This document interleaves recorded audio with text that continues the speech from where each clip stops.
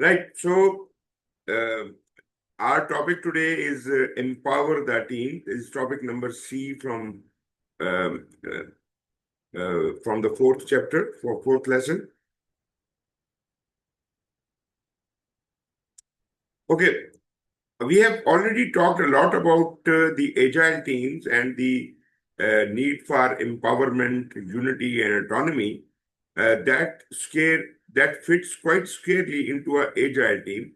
But these characteristics could be good for other methods also.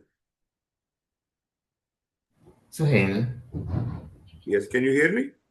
yes, but I tried to join using my phone Okay, because I have to get something.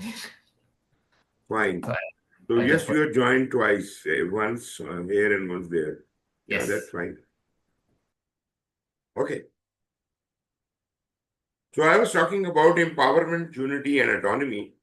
Well, it is a very good approach if you have a team and you want to empower them, you want to delegate them and let them make their own decisions, and they have got a good collaboration amongst themselves. They are united, they can perform better.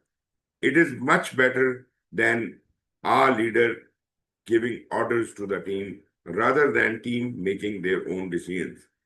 So autonomy means that team makes their own decisions, like they are self-organizing team. Unity naturally is uh, good because prioritize team unity over individual contribution. As I said before, that people individual performance analysis is not good. If it if you can uh, measure the performance of the team, that would be better because that would make them united and they will put in a collective effort. So if it will be more synergized.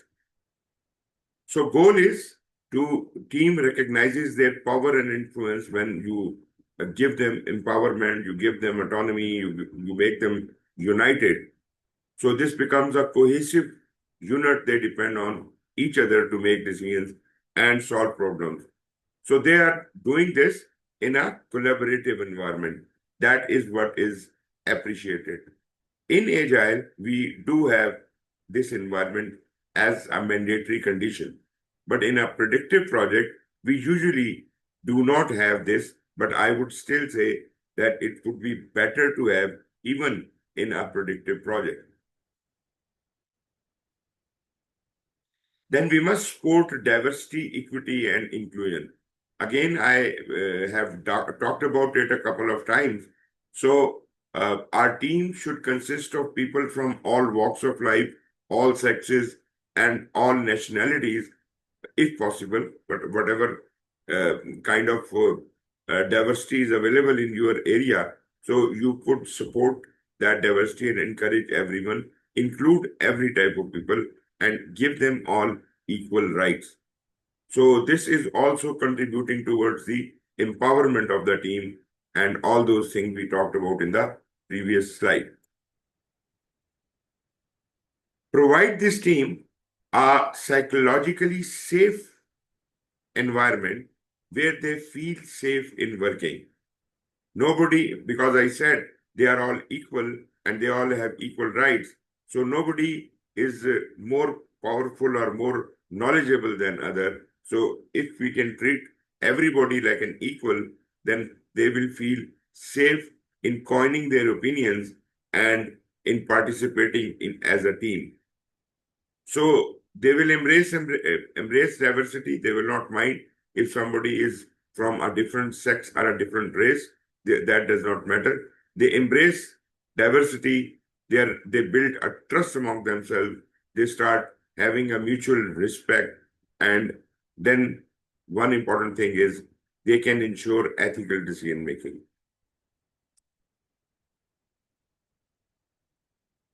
Okay, let's talk about some of the motivational theories which are important to understand the concept of motivation. So, these are four theories we are going to talk about. Tell me if you have heard about them. Do you know what is a Maslow hierarchy of need?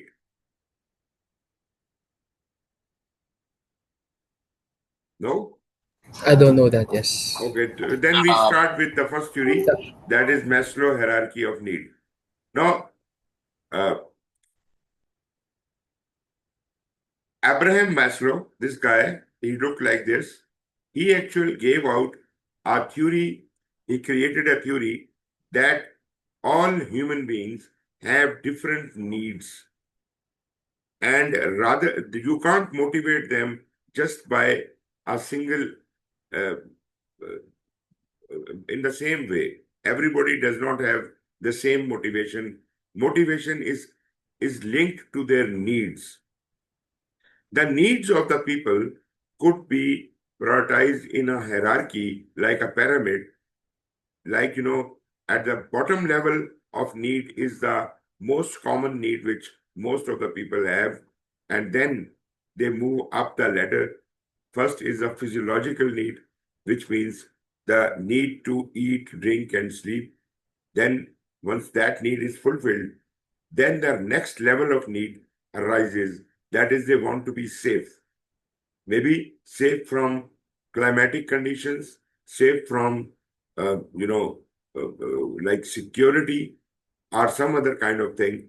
Well, when they are in safety need, they want that fulfilled. So if you want to motivate them, provide them safety, they will work better. After the safety need, the next higher level is the sense of belonging. That is your friendships, your love, your kindness, all of these things are the sense of belonging. After your sense of belonging is also achieved, the next thing is you grow self-respect and self-esteem. Like you want to be uh, better than others, you want to be honored and respected as a more experienced person, or you want to get some kind of promotions. So this need would be satisfied by providing what this person want. That this person will be motivated by a promotion. Then we move on. The highest level of hierarchy of need is self-actualization. And self-actualization means that you do not need anything, but you want to give your experience back to the team or to the society. You want to share your experiences. So that is normally when people are near the retirement age, they are usually more cooperative and they want to contribute their life experiences with less experienced people. So that is a level of self-actualization. There is no selfish desire here. There is just desire to contribute something to the people who are coming forward. Anyways, Maslow created this hierarchy of need, and this is a very suitable kind of a mechanism because we understand that once our one need is fulfilled, more desires come into being, and that way, throughout our careers, we keep having different needs at different stages of life. So this diagram is more detailed. It tells us what are the physiological needs like breathing, food, water, sex, sleep, and so on. Safety needs like security of body, of employment, of resources, of morality, of family, of health, of property. So you need safety in all of these areas. Then the sense of belonging, friendship, family, sexual intimacy, and so on. Self-esteem, it includes self-esteem, confidence, respect, achievement, and things like that. Self-actualization is the highest level. That is where you talk about morality, creativity, spontaneity, problem solving, lack of prejudice, and acceptance of facts. So now you understand how these theories are, this theory is formulated, and you try to understand at what level you or your employee is actually located so that you can fulfill their needs, and that would be a great motivation for them. Actually, if a person is hungry, you have to give him food. You don't have to appreciate him, don't have to, smile at him. That doesn't matter. That doesn't help. If a person is hungry, he needs food, and that's about all. So you must understand the need. Your smile is not going to motivate him. Your appreciation is not going to motivate him. Food is going to motivate him. Anyways, if you understand this Maslow hierarchy of need, let us move ahead with the next theory. Hasberg came up with another theory based on the Maslow hierarchy theory, but he improved upon it. It says that there are some lower order needs and there are some higher order needs. Lower order needs are that when you get an employment, you will get a salary, you will get a comfortable work environment. But these things are good to have. They are called hygiene factors. They are good to have, but they do not give you empowerment to do something outstanding. You will perform at an average level. But if I do not provide you your basic hygiene factors, then probably you are going to be demotivated. You would not like to work for this organization because they are not giving you salary, they are not giving you office space and things like that. So these are hygiene factors which, if not fulfilled, become demotivators. If fulfilled, they are not really motivators, but you can perform at an average pace. Now, if you want someone in your organization and in your team to work outstandingly, then you have to provide him motivators. And motivators are higher level needs, like engagement, like recognition, like, as we said, self-respect, self-actualization, advancement. All of these things they serve as motivators. If you provide any one of these things, the people work even better. I hope that is understandable. If you understand this Yes, theory, yes. then we move on to the next one. That is called McGregor's theory. And he has got rather two theories. One is theory X and one is theory Y. In some environments, theory X is more appropriate and it fits well, especially when you are getting work out of labor class people who do not have their own opinion. They know what they are doing, but they can't make decisions. So you put a leader, an authoritarian, on top of him, on top of the team, and he tells them what to do and what not to do. This is theory X, and in theory X, it is assumed by default that workers inherently dislike and they avoid the work. They like to dodge the work. They don't want to work. People avoid increased responsibility, and people need to be directed on every step of the way. Well, when there is only one person controlling a team of people, probably this is the opinion of that leader. He thinks that these people are good for nothing, they don't want to work, and things like that. But this is the thought of authoritarian, and to some extent, that is true as well. If you exercise authoritarianism, your people will start behaving like this because their opinion is not respected. They are not. We do not rely on them. We do not delegate them. We do not give them the autonomy. So authoritarian style is theory X. On the other extreme, we have a participative style where your leader is kind of the interacts with his team, shares his ideas with the team, asks for their opinion. So in that setting, it is assumed that people working in the team, they are professionals, they know their job, they are respected for that, their opinion is respected, and then the assumption is the people want to be active. Everyone wants to work. Workers seek job satisfaction. They do not require any direction because these are the people who are autonomous, who have been delegated and who have unity, who can perform excellently when they are united. This is where the teamwork is promoted. So, in your life, you might have seen both kinds of environments, authoritarian as well as participative. So, it is not wrong to say that both theory X and theory Y are possible, but you have to choose what is a better mechanism for you. Generally speaking, I would rather prefer theory Y because that is where you respect the people and you delegate them power as if they can work better. But I would say that your actual scenario may be something in between X and Y, right? And that is just natural.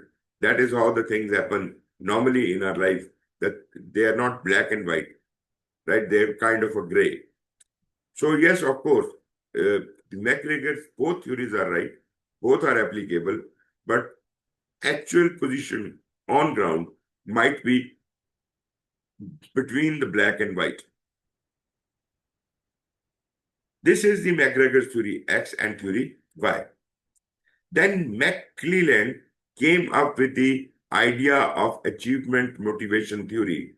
He said, if you want to give people some specific life experiences in three areas, they would be highly motivated.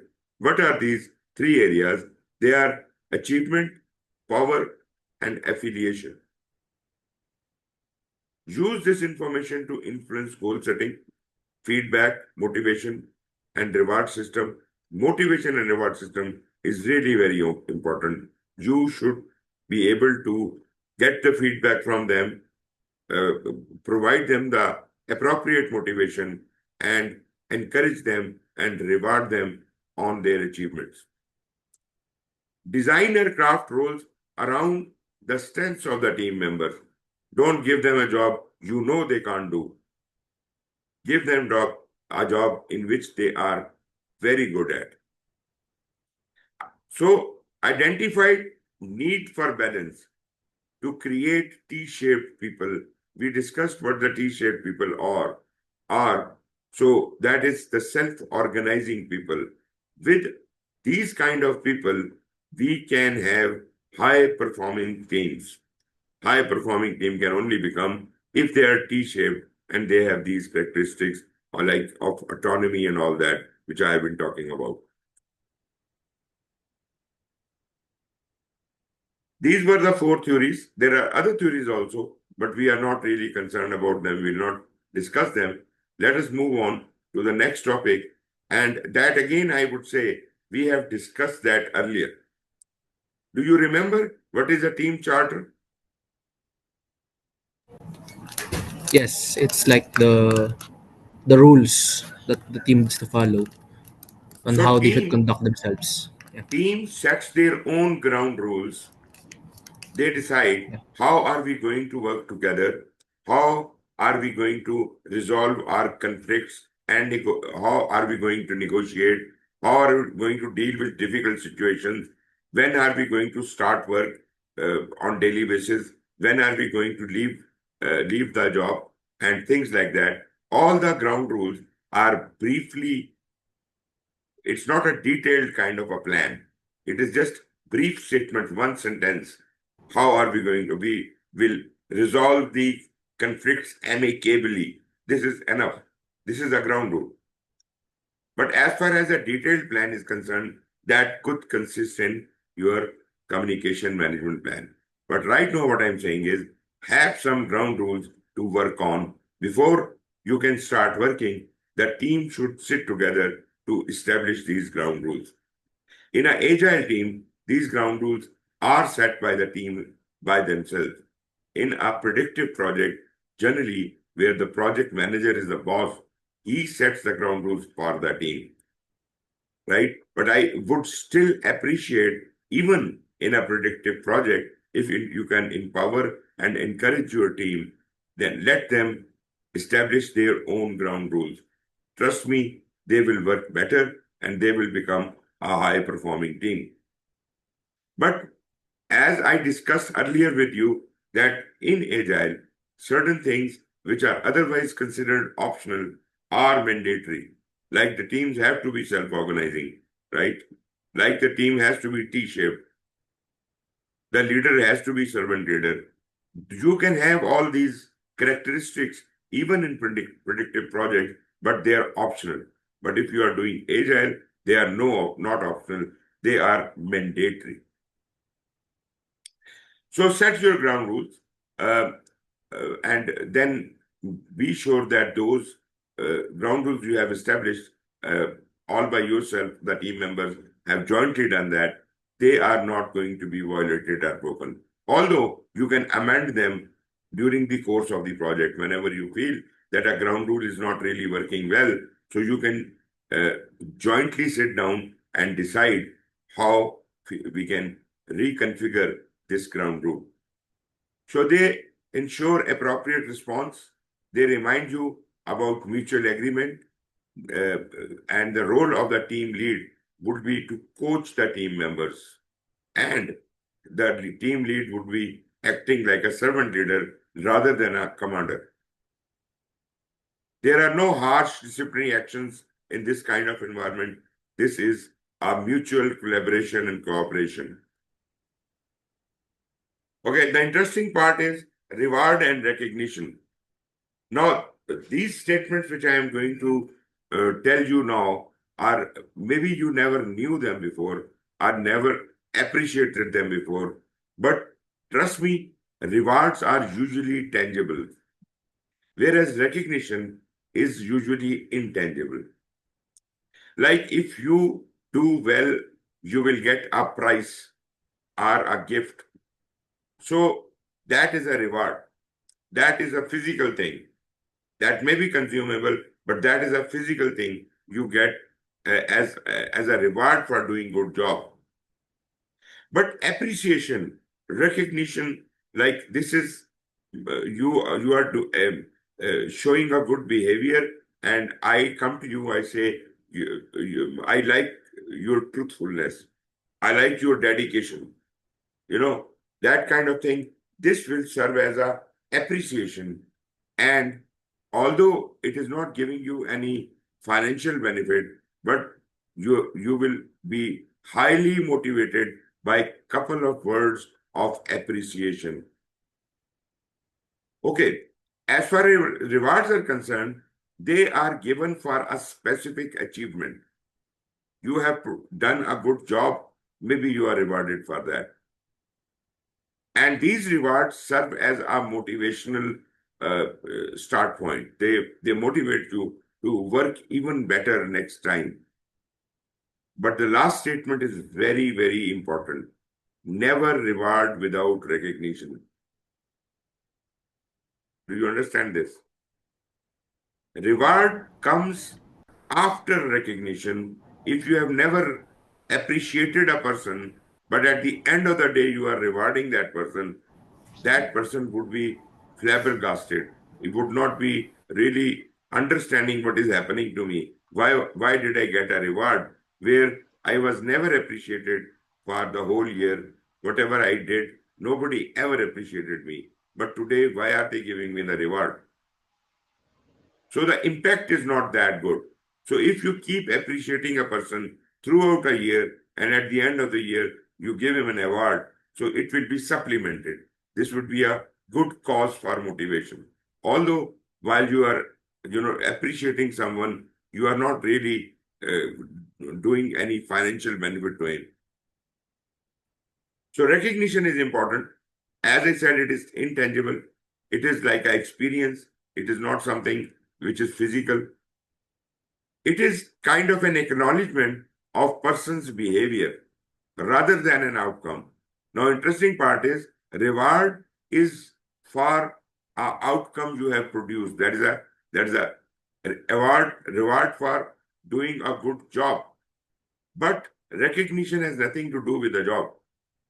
Recognition is more about the behavior of the person. For example, you say you are very punctual. So that is a behavior. Like you are very truthful. That is a behavior. I'm not saying that you did this job very well. So if I did something well, I deserve a reward for that. But otherwise, we need to appreciate our team members for whatever good characteristics they do have in their behavior.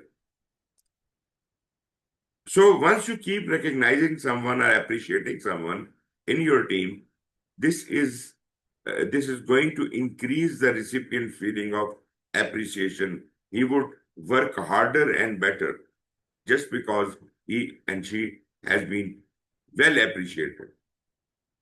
But now the last statement is again very interesting.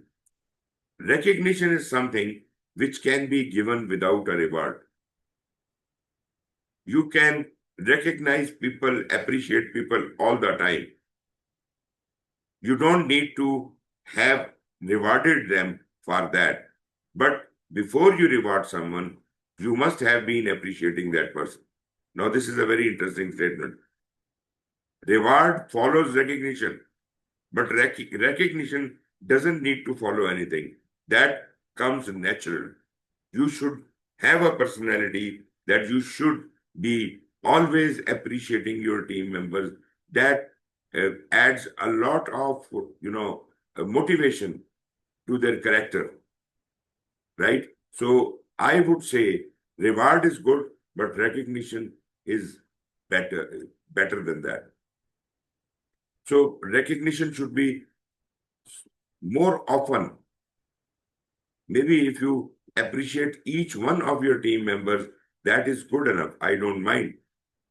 One person is very honest, the other person is very regular or punctual or things like that. So that way you appreciate rather than snubbing them all the time. You are no good for doing something. That is the negative of the recognition. That is not an appreciation. That is depreciation. Anyways, so this is what is all about the reward and recognition system. Then decision making. Normally, in a predictive environment, our autocratic leader likes to keep the power of decision making all by himself. In a delegated environment where you empower your team members, you give them the power to decide.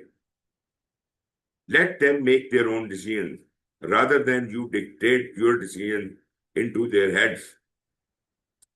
So, team charter, as we say, identifies decision-making and conflict resolution criteria. Meaning, team charter, the team has created a charter, a ground rule for themselves, and they have set out how are we going to make decisions, how are we going to deal with conflicts, how are we going to negotiate, and things like that. So they have set their ground rule, and after the work has started, they have the decision power. This is the way it should be. Because you have delegated that work to them and you have empowered, encouraged, and motivated them that they can do it. So once they know that they are being trusted for their capabilities, they will do more than what you could even expect. So when high-performing teams work together, they always try to achieve consensus. That is the key to success. They don't have in-house fighting. That is the conflict. Conflicts are reduced and they have high level of consensus, the high level of collaboration.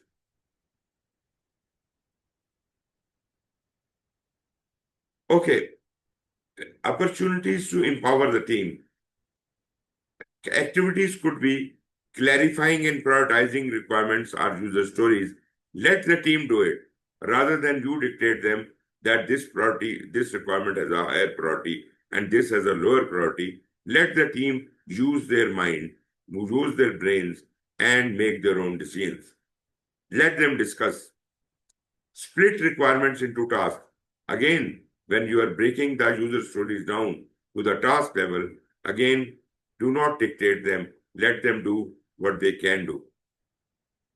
And then estimating the effort with whatever method you are using, Fibonacci number, or whichever method you are using. Again, this is a decision by the team. Moreover, when you are recognizing the risks, classifying them, or creating response plans for them, again, let the team decide. They should have the decision power. So if you delegate the decision making to the team, a lot of your workload as a project manager or as a team lead would be reduced. We need to understand that exercising rigid control doesn't produce good results. Autonomy, delegation, decision making, collaboration, this all are the elements of a high performing team.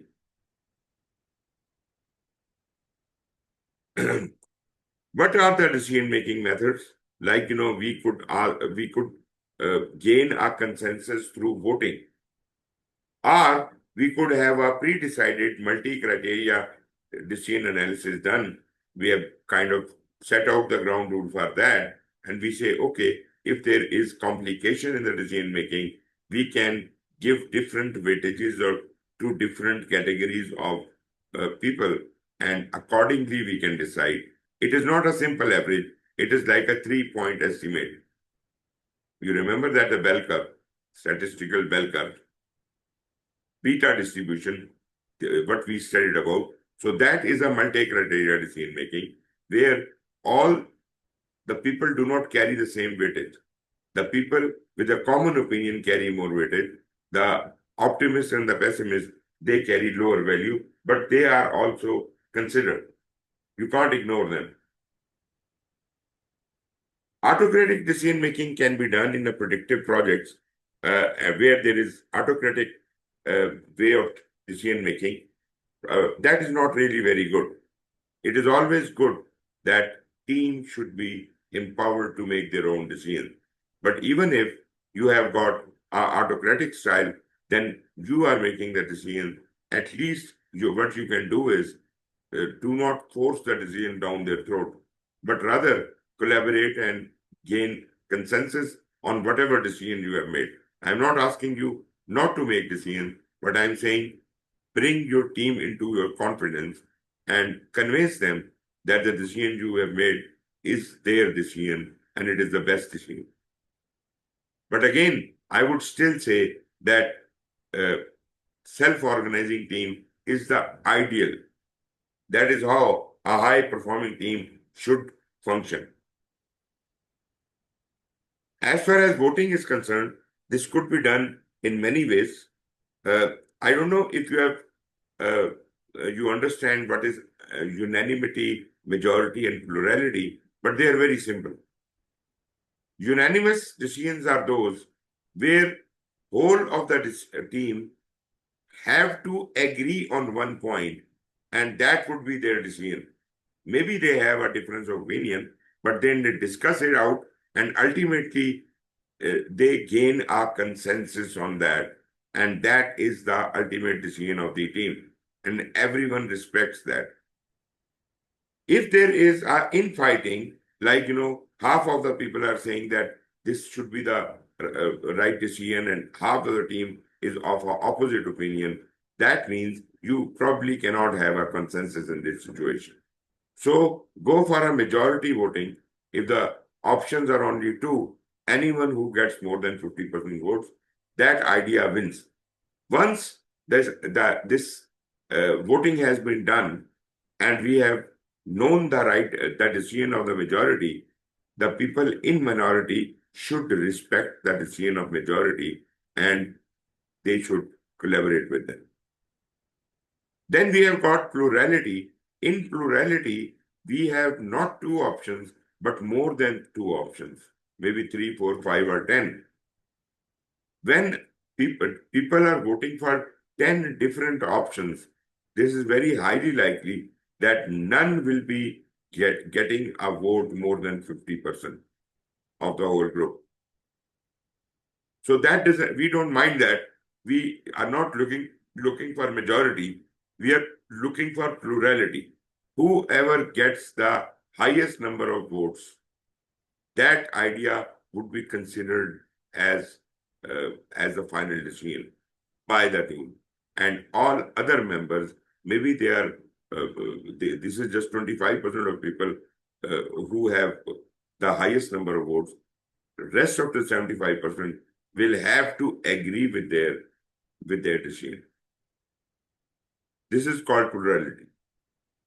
If you look at the voting methods, we have got historically we have got many ways of doing it. Especially in Agile, we use that. One is called fist of five. You see, this is a fist, and these are five options, right? So the leader asks the team members about their opinion on a specific item. If they want to hold back their decision, they don't want to give an opinion, that is a closed fist. One is a little convinced, 2, 3, 4. 5 is I'm totally agreed with you. It is just like on a scale from 1 to 5, you are giving your vote. So this is called fist of 5. Then we have discussed about the planning poker earlier. I don't want to go into the detail, but we used Fibonacci numbers in a deck of cards, which had 40 cards, and each participant had one deck of poker cards. And then we asked them, according to the Fibonacci number, where do you place this item? So they will say that according to that, we have got this. They will show a card, and then we will discuss further, trying to gain consensus. Dot voting also, we have discussed it earlier. That is like Monopoly money, where you are playing the game of Monopoly and all the members get as a initial investment of say $100. Everybody has got $100 before the start of the game. Then they do business on board, and some people lose money, some people make money. So that way, the Monopoly money, you have just $100. You have to play all of the game in this $100. You can make 1,000 out of it, or you can lose all $100. Similarly, you are given 100 votes. Maybe there are 20 different ideas on board. I ask you you have got 100 votes. Where will you distribute these 100 votes amongst these 20 ideas? You could equally distribute them, or you could give maximum number of votes to the idea you like. And you can prioritize that as well. So everyone has these 100 votes. Everyone does this dot voting. And at the end of the day, we count all the dots or all the votes against each opinion. There were 20 options. So I will see which gets the highest number of votes. That idea is number 1 priority, then is number 2, number 3. So this is usually done for prioritization purposes. What is Roman voting? Have you seen the movie Gladiators?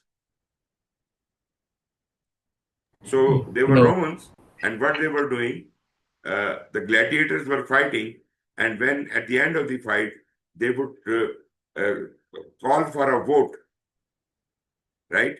And vote is, this is thumbs up, this is thumbs down, and this is my opinion is I have no opinion. In that gladiator movie, when two opponents have fought and one has fallen down, this meant kill him. Thumbs down meant kill him. And thumbs up meant that he's the winner. And right? And the person doing that is the king. Sorry, I'm trying to Yeah. remember. Actually, yes, you are right. But at the same time, the people in the audience, they were also, if you remember, they were also Yeah. showing this and this. They were also making these gestures. So this Yes. was a kind of a voting. And then we have got polling. We are very well aware what a polling is. This is just a mechanism of voting. Then, okay. Next thing is display task accountabilities. If somehow through some kind of diagrams, charts, or some tables, you can make your work visible, whatever you are doing, if the progress can be prominently displayed on some charts or graphs, then probably others can also follow and understand what is really happening here. In Agile, we rely heavily on these displayed task accountabilities. We call them information radiators. But even in our predictive project, if we do not display it on the chart, we do create those charts, graphs, and everything and distribute them as reports to various stakeholders. But having said that, I still believe that the idea of information radiator is even better than sending out reports to hundreds of stakeholders. Let us put all the data at one place.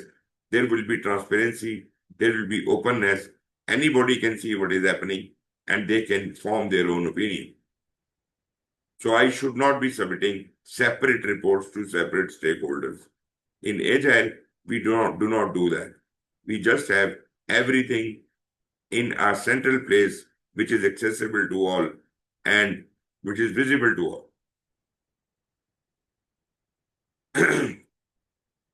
Question: which of the following is the best example of a recognition?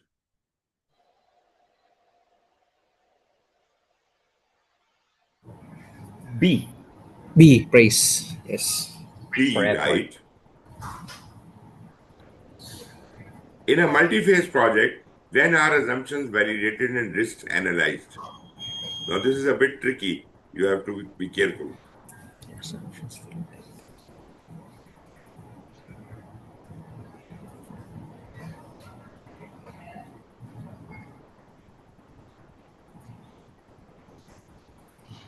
At the beginning of each phase, At when the assumptions Yes, validated Mark? uh, for B at the end of at each the end. phase. At the end of each phase, okay?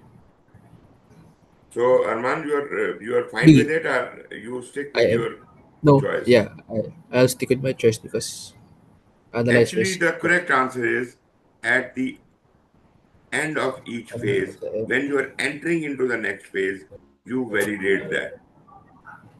You validate that the assumptions I had taken initially, are they still valid?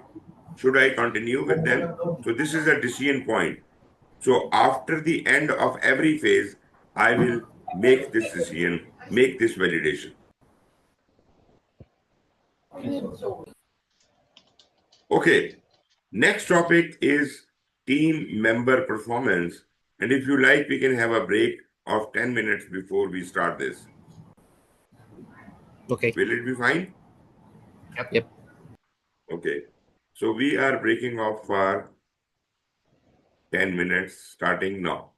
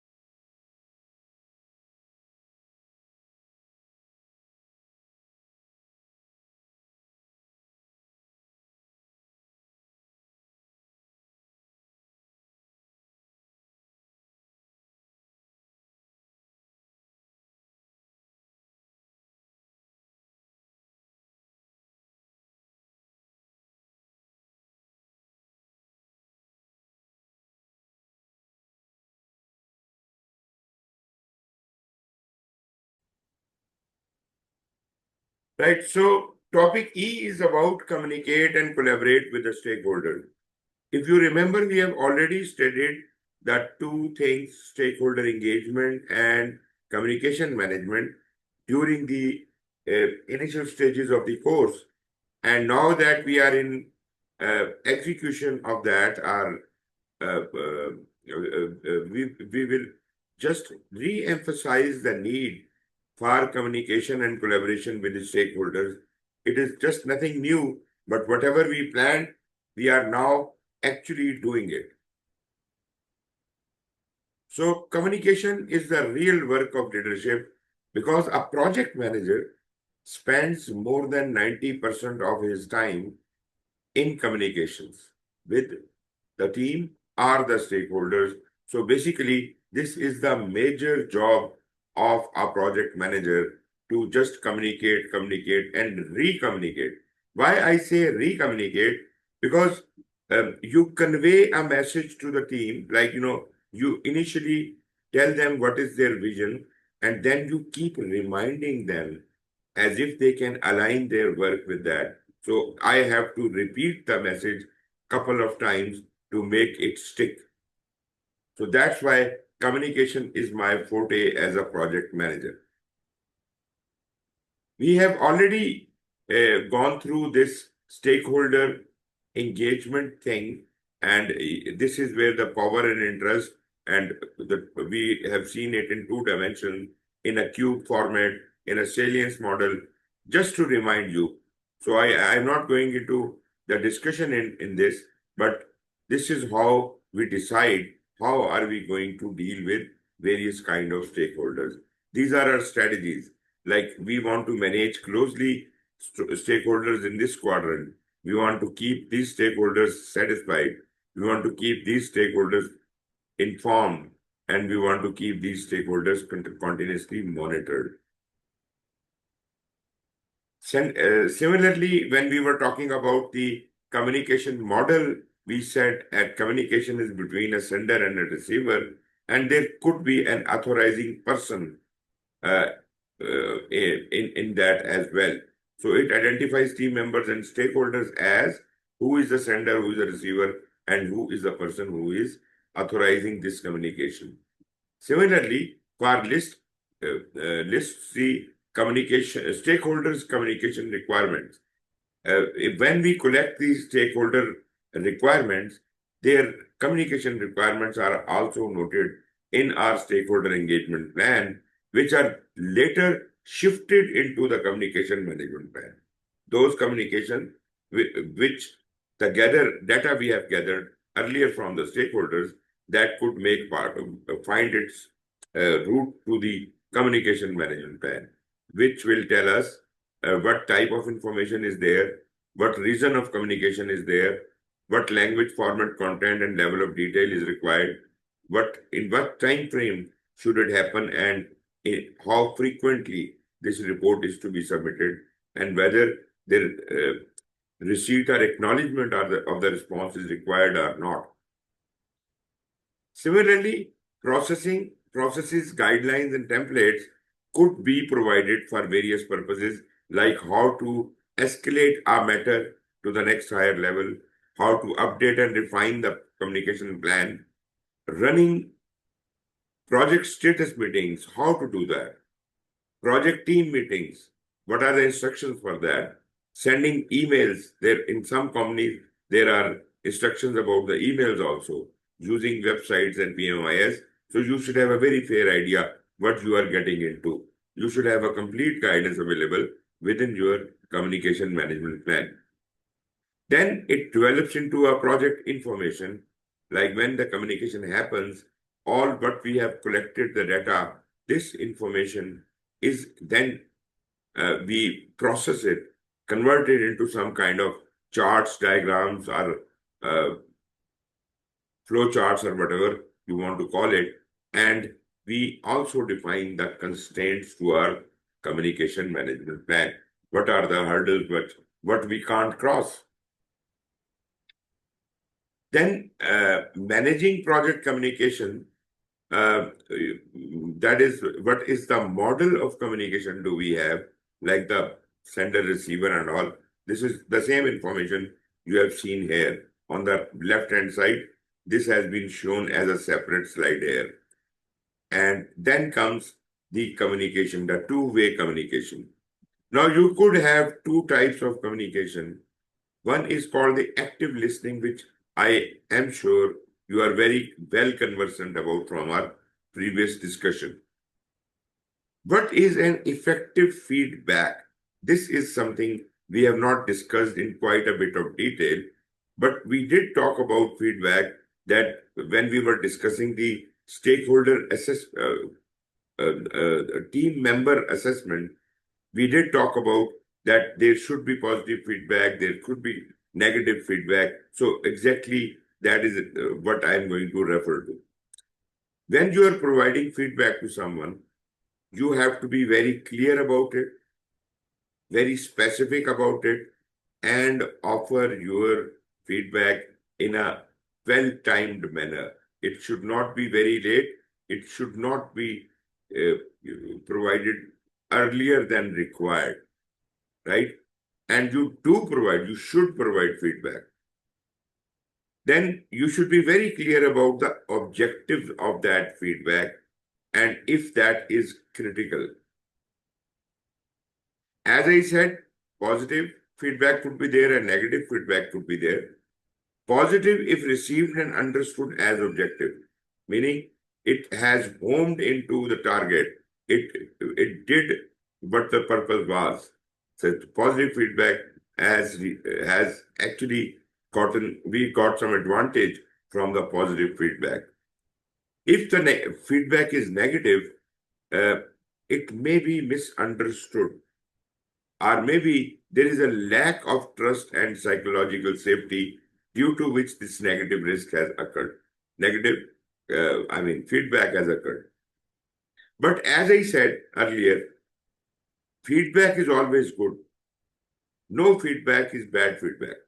Feedback is always good.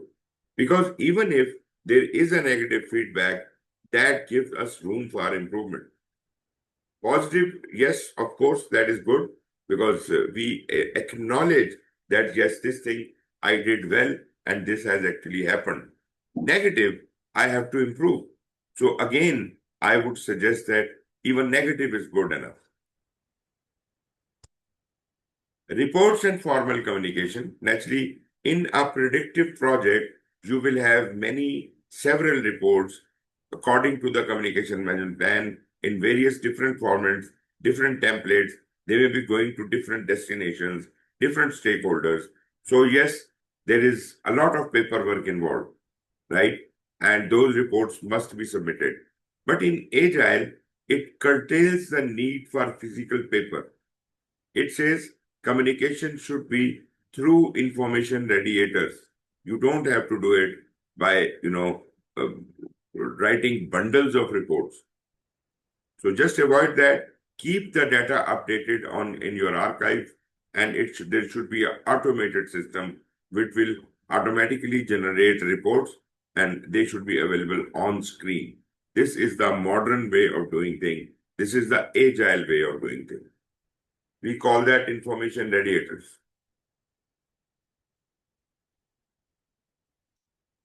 How can we collaborate with other team members? Optimize understanding of aims and expectations through open dialogue and meaningful communication. You should build trust. You should be open and you should be transparent with all your team members, and you should keep building it to the highest level of optimization. That way, you will have absolutely no confusion about the communication. Engage continuously. Just do not be very active for a short period of time and then forget about all the communications. That is not the way. You have to engage continuously. You have to collaborate continuously. This is your duty as a team member, that you should collaborate with all other team members. Except the engagement levels may fluctuate.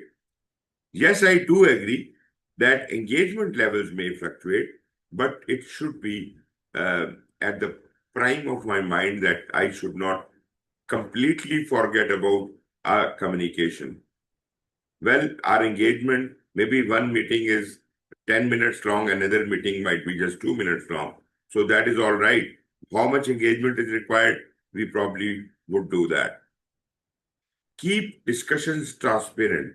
Well, do not talk in a roundabout way. Do not talk in a making confusing and contradictory statement.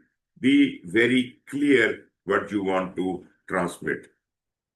Keep the discussions transparent. Ensure stakeholders are knowledgeable and expectations are set. Because if we are dealing with this kind of stakeholder, probably it will be much more beneficial. Leverage communication and interpersonal skills, feedback, and meeting management. This we have already emphasized. All of these skills are extremely very important. Maximize the feedback loop. Gain meaningful insights. Use effective tools like shared whiteboards online and otherwise the physical whiteboards offline. So these are various different ways of collaborating. We have already been introduced to what information radiator is. This is an example of that. This is saying the use the information radiators, keep everybody informed and keep the information visible to them. Visually, it should be available.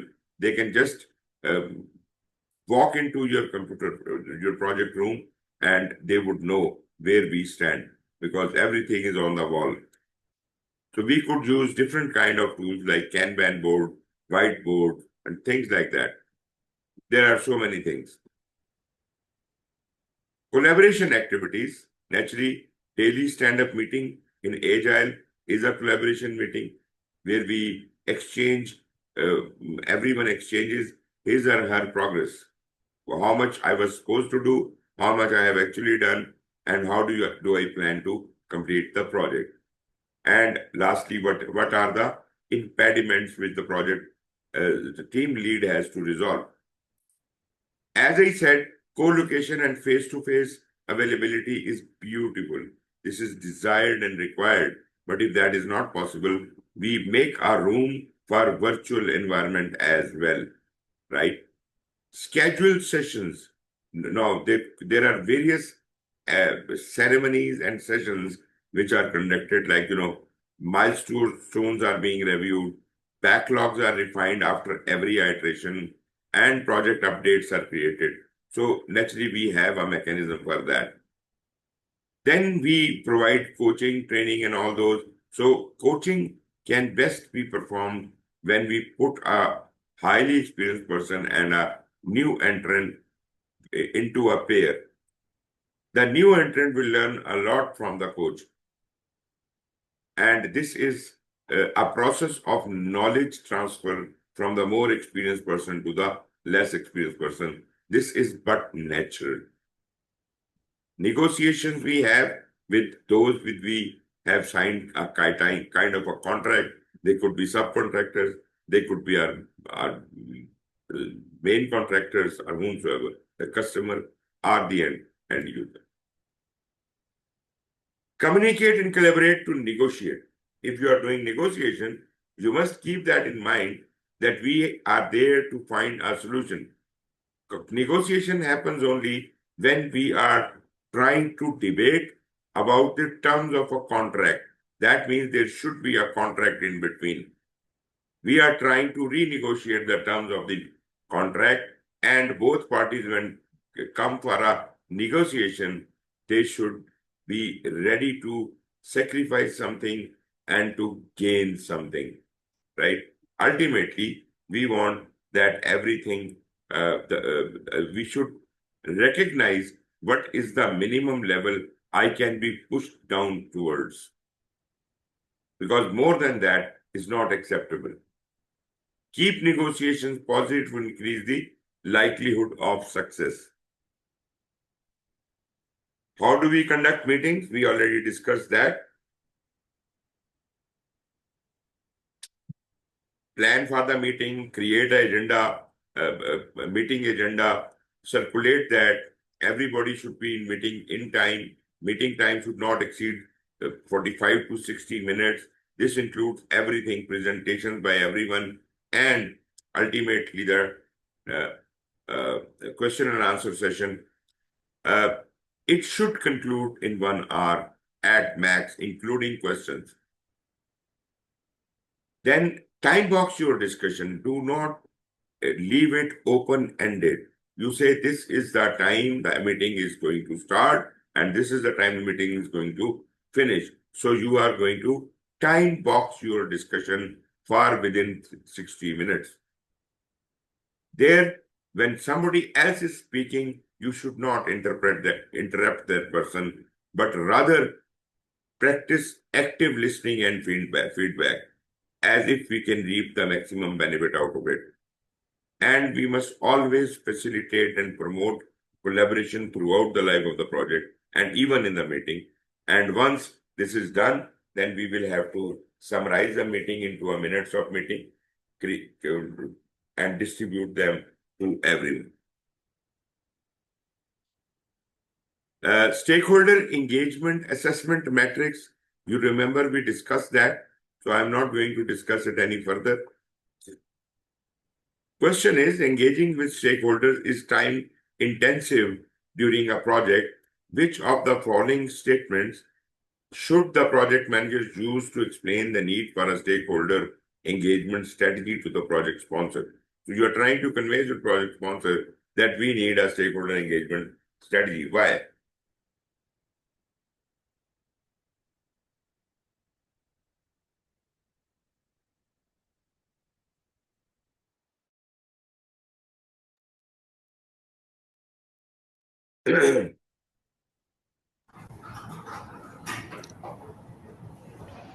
A. A. A is the correct answer. Which of the following statements best describes the stakeholder engagement assessment matrix?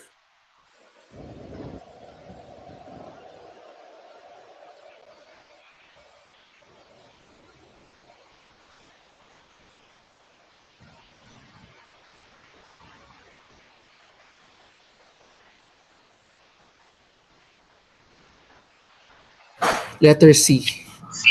Yeah. Because here we talk about current and desired level. Yeah. That is the purpose of stakeholder engagement assessment matrix. Why is stakeholder collaboration important to a project?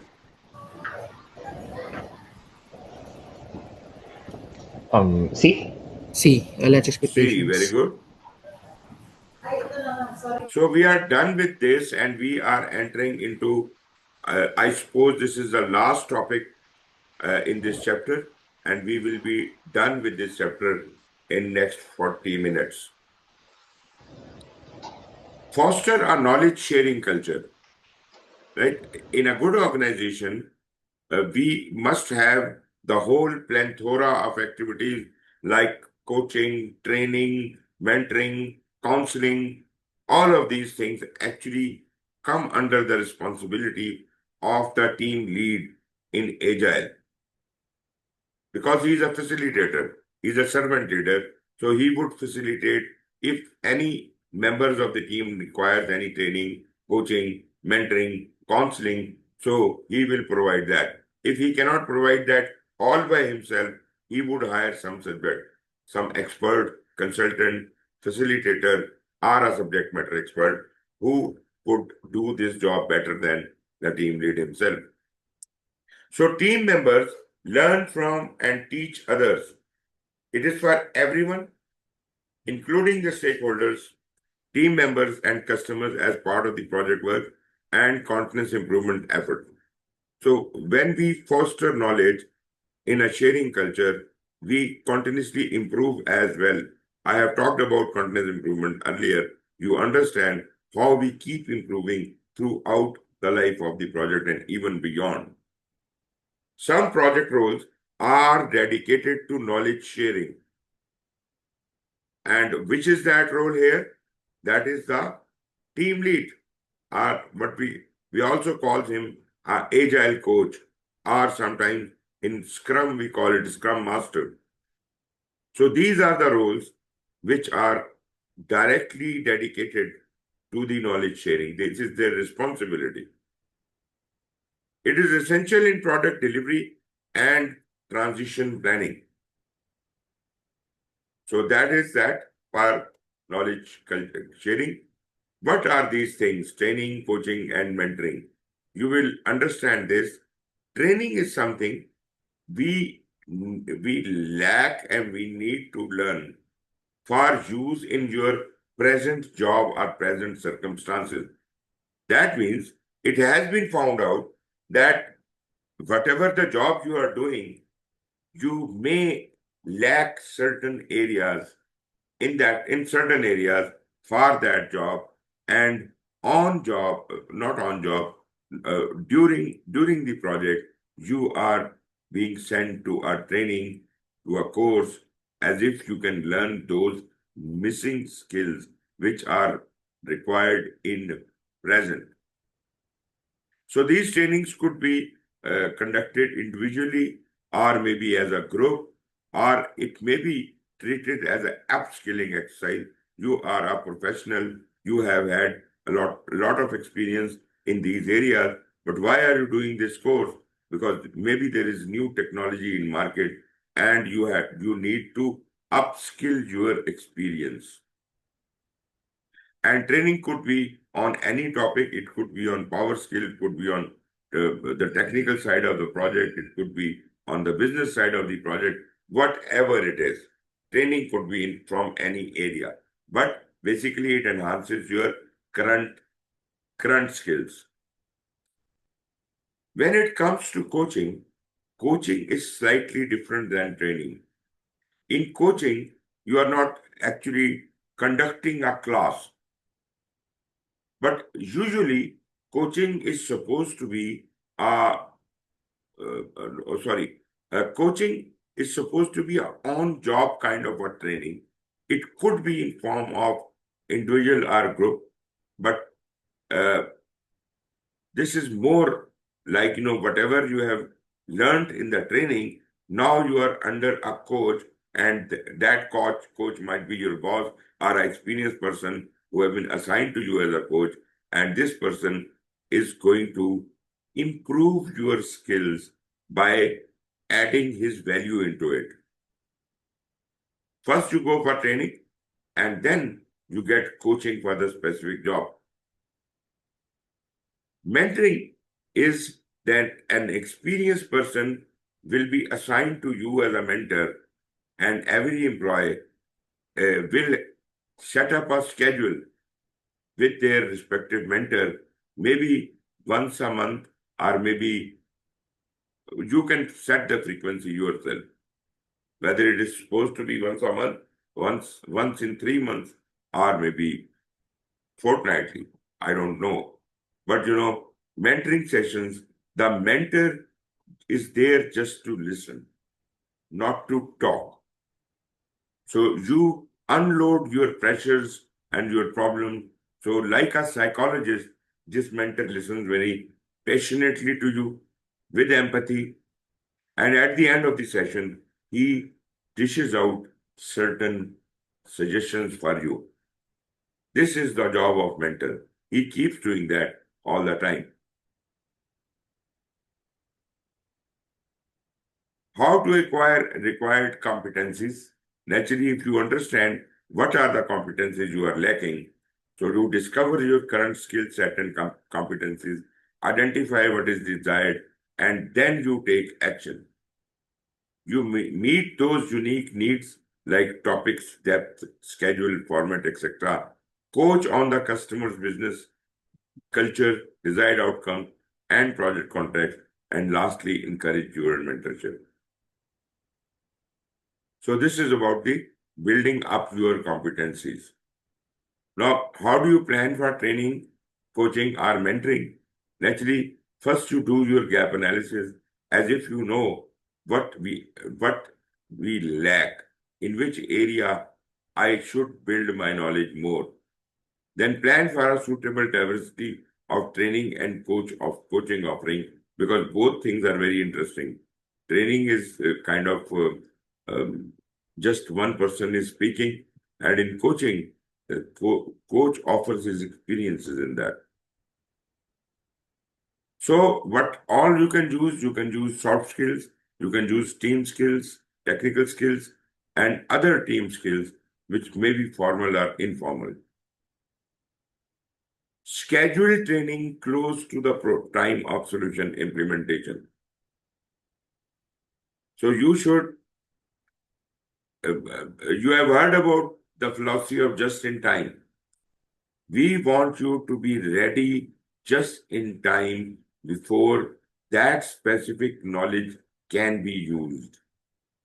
If there is a activity you are supposed to be doing, so when this activity is getting closer, we will put your name on top as if you can conduct this meeting. And ultimately, how do you grade yourself up that you have been upskilled, or maybe you have achieved a certification? Maybe you get a certificate to show others. Maybe you get a badge to demonstrate that you have these skills, or there could be any other ways and means available. Know the value of training, coaching, and mentoring. Treat knowledge as an asset. To remember, we said knowledge could be explicit or tacit. Moreover, whenever we make any decision, we use cost-benefit analysis. That gives us more importance to that mentoring thing. Help others or yourself to improve skills and knowledge. Increase the team's ability to increase quality output and value. Build relationship and trust with stakeholders and the team members. So we pretty much are comfortable with all of these. Elements of training, if you're conducting a training, how could you conduct it? It could be an instructor-led class like the one shown here on the screen. It could be a virtual class like the one we are having right now. It could be a self-paced e-learning platform where there is no real-life person teaching you, but it is an on-demand kind of a thing, self-paced learning. So you can take various portions of the course in various parts of the day, and then you will be given a test. Yeah, if you pass that, then you are qualified. Document reviews could be there, interactive simulations could be there, on-job training, all of these are helping us convert the deliverable for the respective use of the customer. Okay. Coach teams and individuals in project management. Naturally, we understand that we have to, in a predictive project, we delegate the work, observe and provide feedback. We encourage others to have the lead on activities. So it is open house. Anybody can say that I am interested in leading this initiative. So we will put him on top. Collaborate on project management tasks. Then we have got certain formal opportunities like facilitating a meeting and session, transferring skills by pairing individuals, model behaviors. All of these things we keep doing, right? Naturally, with our friends, those who are not in our favor, we probably are not going to follow with them. Coach groups and individuals. When do we coach groups and when do we coach individuals in our agile project? Remember, whole of the agile iteration is a teamwork. But the involvement of team is maximum in the beginning and at the end part of the project. Why? Because we have self-organizing teams who will plan everything. So that means we are not developing a management plan for this purpose, but we will develop it later. First, we decide that this is your whole time coaching during the iteration planning. And the last one is where whole time coaching during the retrospective has happened. I mean, when the retrospective is done, we conclude the project. So until the conclusion of the project, we will have to work together. Coaching and in the midpoint, naturally, the individuals are facing problem and they are popping out of it and they are posing their issues in front of the project manager. He is there to decide for it.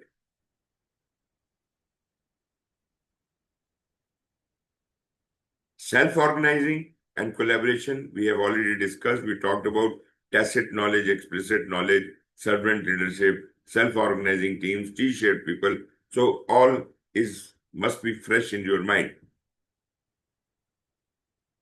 Once you have attended a training, there must be a quiz or test or a measuring mechanism which shows us that you have achieved that level of knowledge. So post-training performance must be assessed as if we know what has improved. Observation of knowledge and skill improvements that would tell us how to continuously improve the graves of our ancestors. Certifications. Different certifications are there. Some are award-winning, some are badges, some are kind of a certificate or something like that. So we will have to live with that arrangement. Augment training through coaching to convert learning into action versus active use of knowledge. They're pairing team members in knowledge sharing relationship. Which of the following should not be considered as part of the training cost estimate?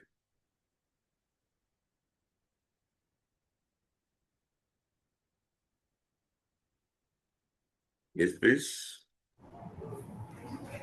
There should not be.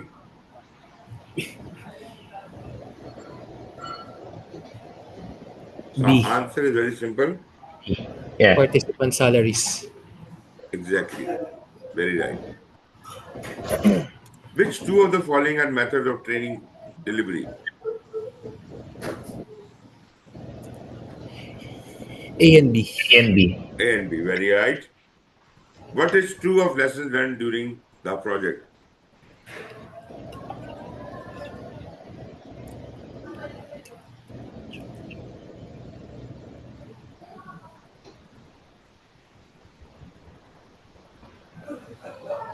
Yes. C. C Should be is the documented. correct answer. Very right.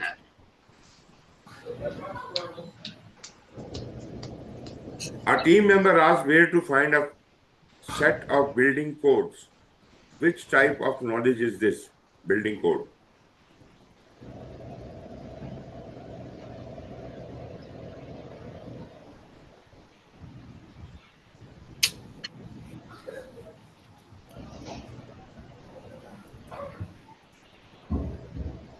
Yeah, what do you say? You see, implicit is no categorization. We have only two categorization: explicit and tacit. Explicit is that knowledge which we have specifically, we are working towards that. Whereas tacit is that knowledge which we don't know what we are going to earn out of it. And whenever that data is available, we can attempt it. Explicit. Explicit and tacit, they are the correct answer. Sorry. Explicit. I misread the question. Explicit is the correct answer. Ask where to find a set of building code. Building code is explicit. Yep. Okay. Which two of the following will the project manager need to ensure before effective training can take place? Two answers are correct.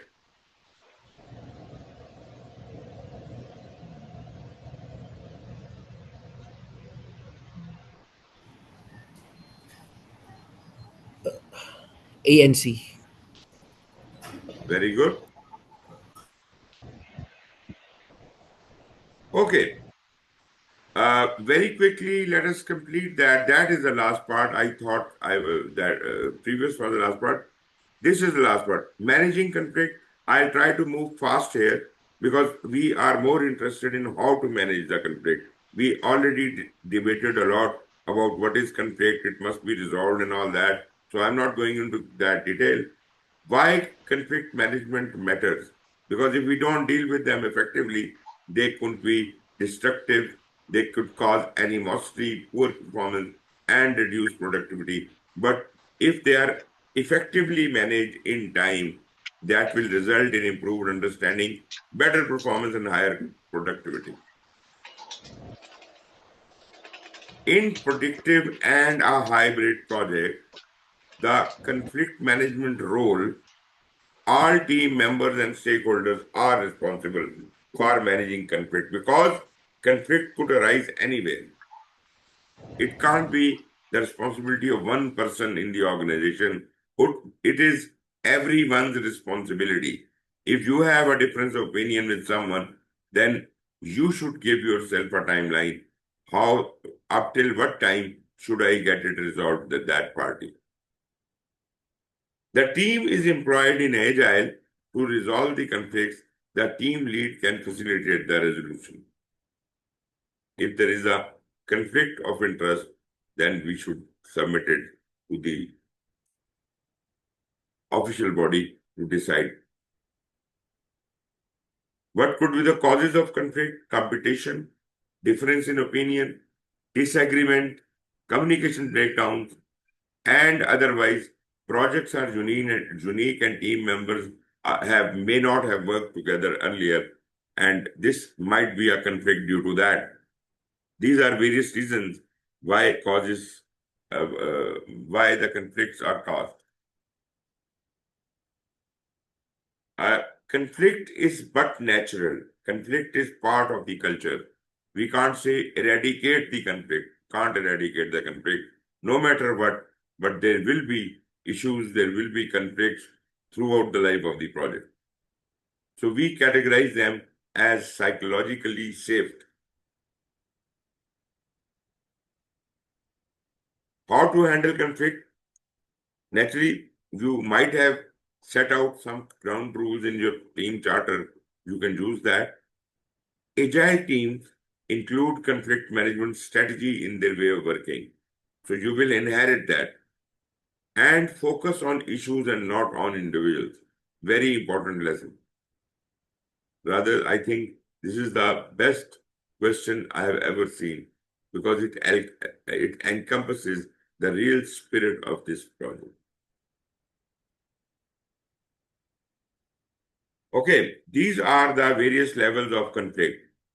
When a problem arises, that is just normal. Problems do arise. Try to resolve them there and then at the first level. But problem arises when we start having a lot of disagreements. We cannot gain a consensus. This is the agreement stage.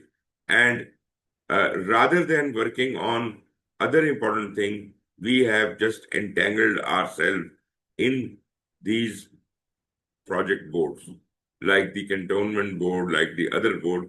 So what all of them, you have to record them. If you can't resolve the disagreement, the next option is to conduct the contest, meaning you as a project manager, what do you think should be included in the project scope? And naturally, what is the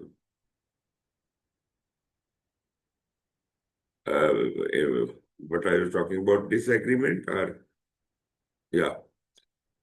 So in this conflict, we have already had quite a bit of disagreement, and we want to resolve it very, very quickly. We don't want to enlarge this conflict. We want to resolve this conflict, and therefore we should try that we should get out of these levels of conflict latest at the stage of disagreement. Contest is when you have the daggers have been drawn. You are in a fighting mode. You are ready to fight, right? So contest mode is little difficult to control, but still you can do it because the only highest level is intractable solution. You can't turn back. Fourth level is fight or flight. Either we win or we kill you. That's it. So that's how these 5 strategies are devised according to Lee's level of conflict. Then we use interpersonal skills you all know about: emotional intelligence, influencing, leadership, decision making, and active listening. We have talked about all these things a couple of times. Conflict management approaches could be, naturally it all depends. Sometimes the both parties, they don't want to struggle.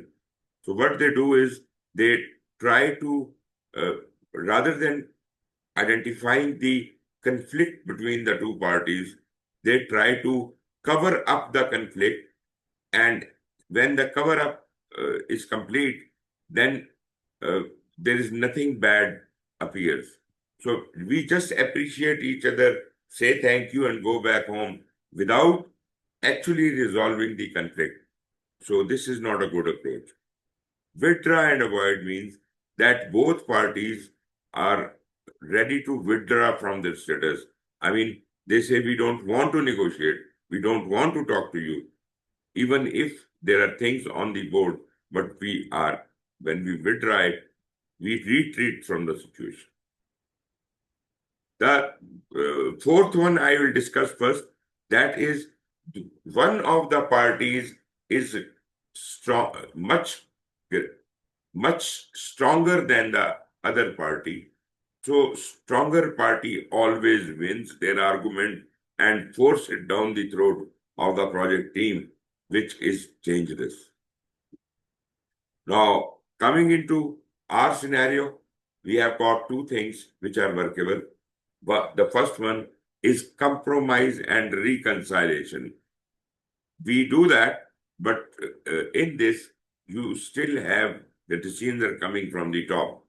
That's why we said the compromise data is always available. But that is to be done by the sponsor of the project. And what will you do? You will ensure that we handle it amicably. But in a collaborative and problem-solving environment, which is the 5th approach, we probably don't need to,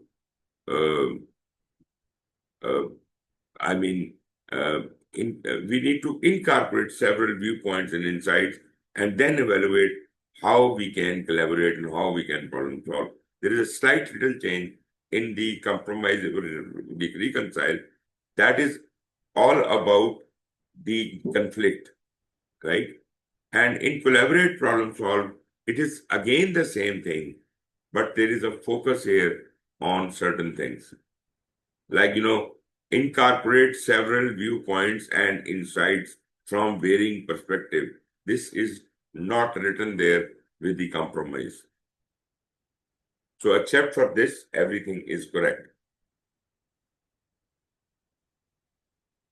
I am done with this chapter. Yes, please. Any questions at the end of it? None. Yeah. If there are no questions, we can call it a day.